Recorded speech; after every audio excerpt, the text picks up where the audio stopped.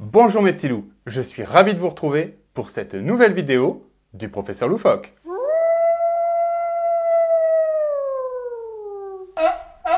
Aujourd'hui, on va continuer ce que j'avais introduit la semaine dernière. Comme je vous l'avais dit, on était resté sur des choses extrêmement simples. Aujourd'hui, passons aux choses sérieuses. À quoi sont dues les saisons?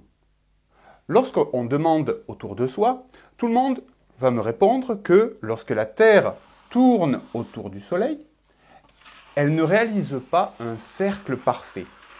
Elle fait ce que l'on appelle une ellipse. C'est-à-dire qu'il y a une partie de l'année où la Terre se trouve à une distance proche du Soleil, alors qu'à un autre moment de l'année, la Terre se trouve à une grande distance du Soleil.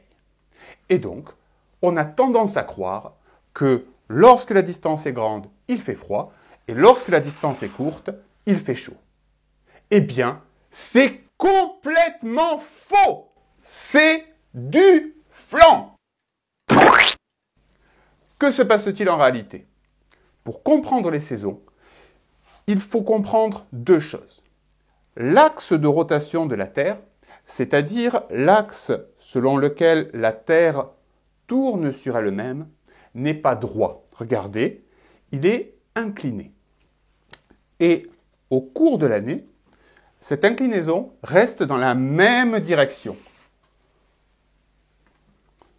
Toujours incliné dans la même direction.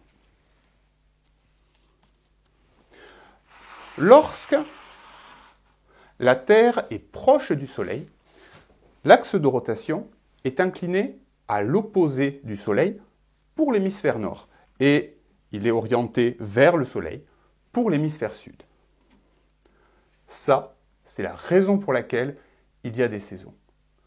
J'éteins les lumières et je vous explique.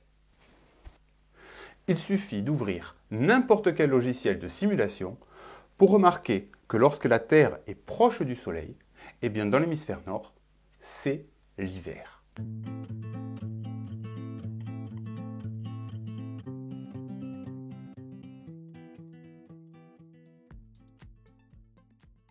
Alors que lorsque la Terre est loin du Soleil, dans l'hémisphère nord, c'est l'été.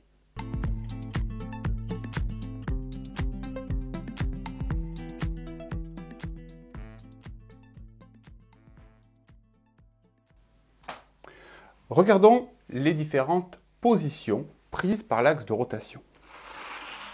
Commençons par l'hiver. En hiver, comme je viens de vous le dire, le pôle nord est orienté du côté opposé au Soleil, alors que le pôle sud, lui, est orienté vers le Soleil. On va regarder ça de plus près avec ce globe terrestre. J'utilise une simple lampe de poche, une lampe torche, dont la lumière va représenter les rayons du Soleil. Ok. Et cette lampe torche va éclairer une partie du globe.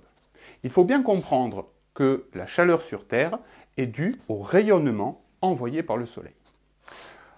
Dans cette position, la lampe représente le Soleil, le globe représente la Terre, et je place ma lampe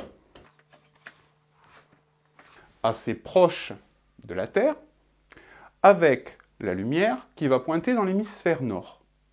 Vous remarquez bien que le pôle nord est orienté à l'opposé de ma lampe, alors que le pôle sud est proche de ma lampe. Pointons la France. Voilà, la France est éclairée. Eh bien, regardons, grâce à un simple papier et un stylo, la quantité de lumière reçue par la France. Je place un papier sur le globe terrestre.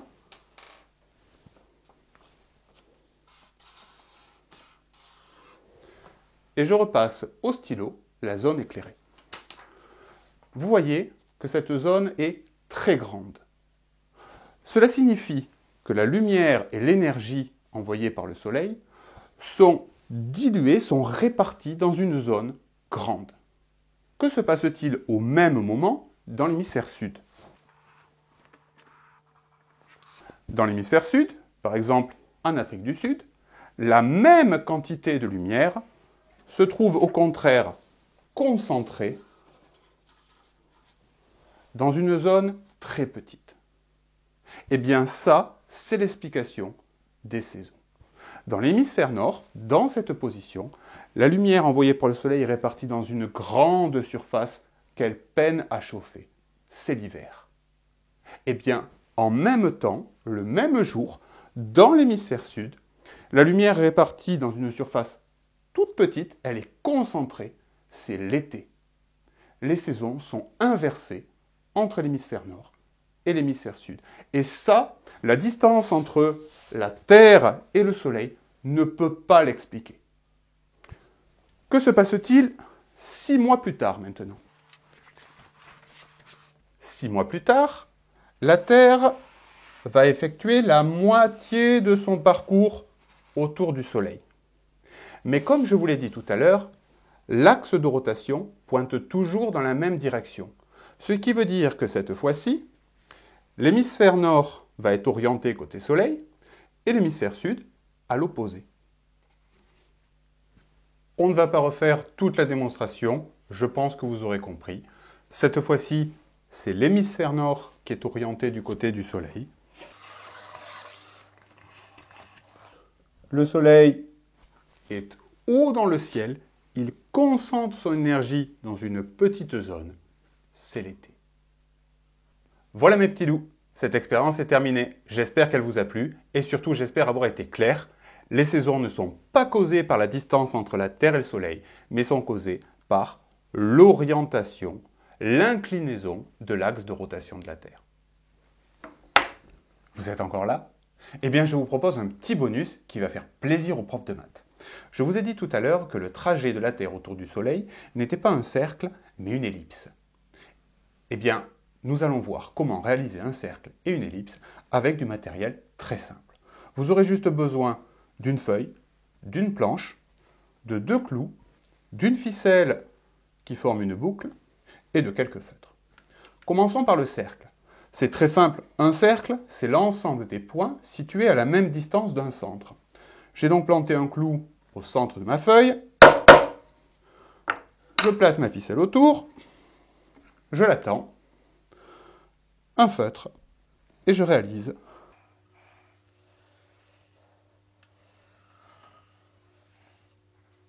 un cercle.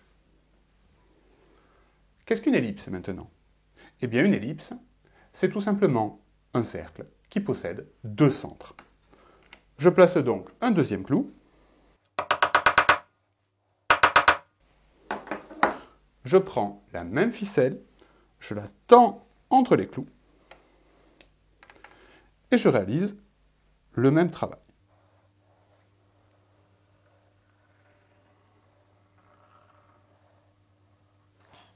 Et voilà, une ellipse. On remarque que plus les clous sont espacés, plus l'ellipse est aplatie.